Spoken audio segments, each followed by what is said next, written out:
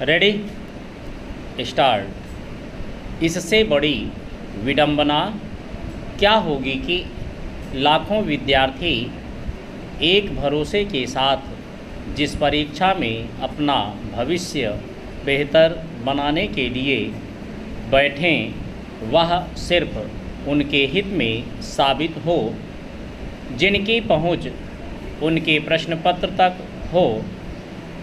देश भर में आयोजित होने वाली राष्ट्रीय पात्रता सह प्रवेश परीक्षा यानी नीट यूजी को सबसे अच्छे प्रबंध के तहत संचालित करने का दावा किया जाता रहा है, मगर पिछले कुछ वर्षों में इसमें जिस स्तर की गड़बड़ियां सामने आई हैं उसमें यह सवाल उठा है कि हर बार कार्रवाई के तौर पर कुछ औपचारिक और दिखावे के कदम उठाकर क्या परीक्षा के प्रश्न पत्र बाहर आने की घटनाओं पर काबू पाया जा सकता है।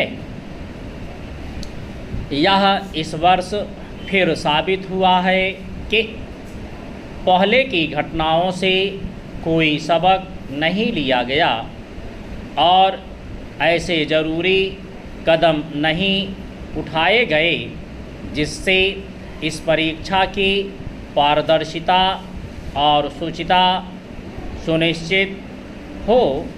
नतीजतन इस महीने के शुरू में आयोजित नीट के प्रश्न पत्र लीक होने की खबर आई। फिर मामले के तूल पकड़ने के बाद परीक्षा को रद्द कर देना ही सबसे आखिरी उपाय माना गया, जिसकी वजह से करीब 22 लाख विद्यार्थियों का भविष्य फिलहाल अधर में लटक गया। चेंज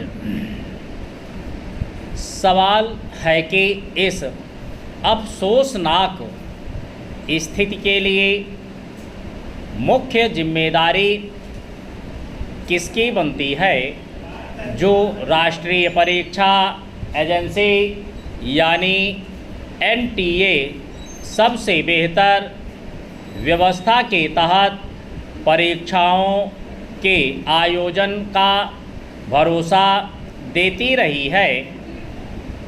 क्या नीट यूजी में प्रश्नपत्र लीक होने सहित अन्य गड़बड़ियों की निरंतरता कायम रहने की स्थिति में अब भी वह अपनी साख और प्रतिष्ठा के बने रहने का दावा कर सकती है? प्रश्नपत्र लीक होने के तथ्य सामने आने, उसके राजस्थान के कई कोचिंग संस्थानों में पहुंचने और मोटी रकम लेकर विद्यार्थियों को बेचने की खबरों के बाद सरकार ने मामले की विस्तृत जांच की, जिम्मेदारी सीबीआई को सौंपी। उसके बाद से अब तक कई गिरफ्तारियां हो चुकी हैं, जिसमें नीट परीक्षा प्रक्रिया से जुड़ी एनटीए की एक विशेषज्ञ भी शामिल हैं। अगर खुद एनटीए की ओर से इतनी अहम जिम्मेदारी संभालने वाला कोई शख्स ही प्रश्नपत्र लीक करने का आरोपी हो, तो ऐसे में किसी संस्था के साख की क्या अहमियत रह जाती है? चेंज गौरतलब है कि इस तरह की गड़बड़ियों पर काबू पाने के लिए राधाकृष्णन समिति ने अपनी रिपोर्ट में एनटीए में ढांचागत सुधार की सिफारिश की थी। इसके अलावा संसद में परीक्षाओं के संदर्भ में